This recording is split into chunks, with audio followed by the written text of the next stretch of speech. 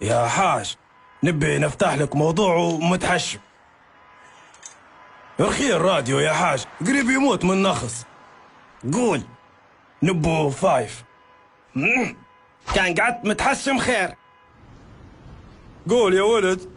تو شهادتك اللي قطعتنا بها خدمت بها؟ لا والله، لكن مقدم في شركة وعندي مقابلة غدوة. تخيل وجهك ماكرش.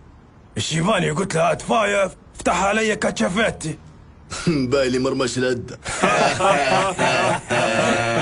شاب في مقتلب العمر قاعد يوهب من بوه. قصدك مقتبل؟ لا مقتلب. شو معناه؟ عمر الكلب. والله ما عندي نية نضربك، ما فيكش فخرة. الله يرحم والديك، تسلم. نبو خدمة يا أولاد بالتريس.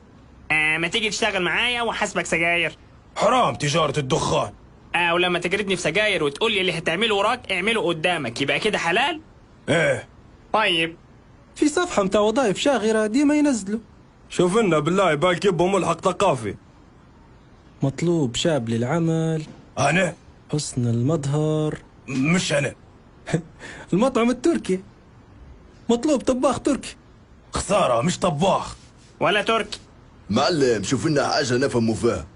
غدوة بروا معي للشركة وبعدها ننزلوا ندوروا لين تشد بإذن الله.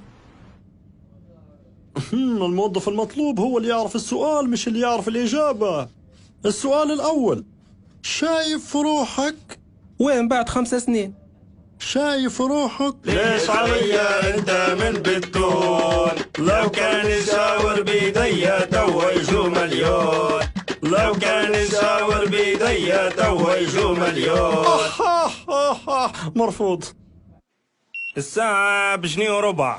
زبون يعيط يضربك يحشي رجله في فمك، ما نبيش نقاش. الزبون ديما عليه حق. يعني القدر مقابل الغداء. يا عيني عليك. احنا طالبين موظف يجي يدير الرقص مع الذئاب. شوف موكلي يا طيب، أنا نربي في الحمام. شكلنا خشينا على كليب. قوي يا جلال. لا حول ولا قوة إلا بالله. توا هذا يقولوا له عرفي ولا مولاي؟ سكرت الحساب يا جلال. ايه والفواتير حطيتها في الدفتر.